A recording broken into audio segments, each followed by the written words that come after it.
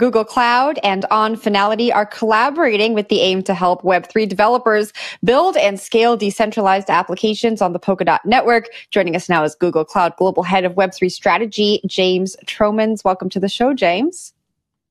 It's a pleasure to be here. Thanks for having me. Nice to see you again. Yeah, thanks for joining us. This was announced at Token 2049. Talk to us about the journey here. Yeah, so obviously, OnFinality working with respect to the Polkadot ecosystem, many parachains there that are involved, and they are making it a lot easier for folks to spin those up, leveraging GCP's infrastructure to do so. So if you think about it, they're an infrastructure provider building on top of Google Cloud Platform.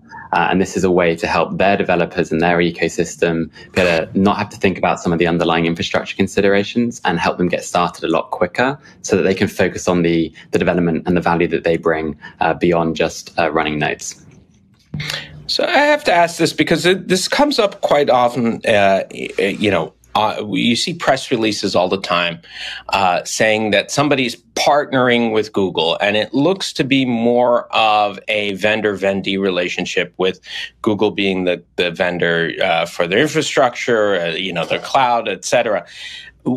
How do you distinguish between a commercial relationship like that, a vendor-vendee relationship, and a partnership? Because it just seems that every week there's somebody saying that they're partners with Google, and it boosts up their cryptocurrency.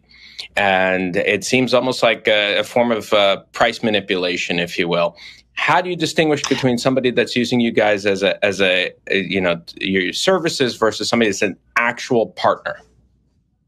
Sure. Well, I think certainly it's definitely not a form of that, but at the same time, I understand the question. So to be really clear, Google Cloud is one of the few hyperscalers, if not the only one, that has business development, which is to what you're talking about, but also a product and engineering capability in this space. So when we talk to our partners, our customers, folks that are building on GCP, it is usually not just a conversation around, can you build on Google Cloud and let's do a press release. It's more about, can we understand the technology that you're developing? Do we have Google engineers that are also building or interested in building around the same ecosystem? And what are the first party products and capabilities that we can ultimately bring to market, if not now, but in the future? And so as a provider of open source technology and a company that's very engineering led, we do tend to focus on that go-to-market business development capability alongside our first-party product and engineering capability. And so many of our announcements either start with product engineering or maybe get to it later on, depending on how fast we can move. And I do think that differentiates Google Cloud from our competitors in terms of what we're about and how we build empathy with our customers. Yeah, I always see those press releases they don't necessarily generate from Google. They generate from the project itself. I mean, I guess the question is, like, what kind of control or what sort of, how can the average person who's looking at this say, okay, this is a legitimate partnership versus this is a vendor-vendee relationship? Yeah, I mean, so I think you said the word control there. I mean, we're not looking for control in this ecosystem. I think our role is to be an enabler. So if you're a reader looking for what's real and what's not, I mean, you should absolutely make sure you're reading the content carefully. You should be evaluating it for yourself and looking into the details of it. And of course, some things are on our surfaces. Some content is produced on other surfaces. But for the most part, if we're quoted in an article, it's because we're involved and we're engaged and we're happy to be there and very excited with the work that's going on. Right, and that's the best way. But do you tell your customers, hey guys, listen, we're just selling you some cloud space here. This isn't, we might call it a partnership, but it's not really a partnership. It just doesn't seem to be well filtered, and it does cause confusion, doesn't it? Well, I'm not confused, but for folks that need clarity, we see price spikes whenever it happens, and it doesn't. Well, okay. Let's talk about the Polkadot Network here. Why specifically the Polkadot Network for this launch? What was so interesting about it, and what are Web3 developers looking for when it comes to that specific ecosystem? Well, OnFinality focus specifically on the Polkadot ecosystem. So the support that they have often is funded through the Polkadot treasury. And so for the 40 Polkadot parachains that they have, they're going to be building some of that capability to support running those chains on GCP. So for this particular ecosystem, it's a critical step for them to help get access to other developers and move along the value chain so that folks aren't having to focus on running node infrastructure if that's not the thing that they're best at doing, and they can perhaps focus on the thing where they add value and differentiate. And from a Google Cloud perspective, before now, we have not done a huge amount in the Polkadot ecosystem. So this is exciting for us because we're not trying to overly focus on any specific ecosystem. We're trying to enable all folks that are interested in developing for Web3 to be able to do so. And so this is exciting for us because it's an opportunity for us to have not just a customer-led strategy or first-party-led strategy, but also a partner-led strategy where we can work hand in glove with folks to make sure that we're touching a number of different ecosystems. How aggressively is Google approaching crypto now? I mean, if you were to gauge it 0 to 10, 10 being very aggressive, how would you gauge Google as a company, its overall approach to crypto right now?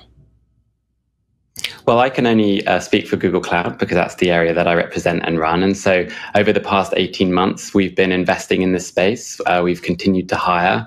We've continued to grow not only our business development and our go-to-market teams, but also our product engineering capabilities. We recently announced in general availability blockchain node engine. That makes it easy for people to deploy through Google's first-party engineering Ethereum nodes and soon Solana and Polygon nodes. And we also have been working on and around data analytics, and we're looking forward to being able to add more data sets to what we already have, which are community-led data sets currently. We're going to be bringing to market first-party engineered Google data sets that takes on-chain data off-chain and makes it much more accessible for the many millions of developers that are on Google Cloud Platform that might be interested in exploring Web3. So we're very committed to this space. We've been here for a while. I mean, we've been working with the community since 2018. And over the past couple of years, we've been doing a lot more first-party engineering work ourselves. And I think we're really beginning to show that we're not just fly by night and only here when the time is going well.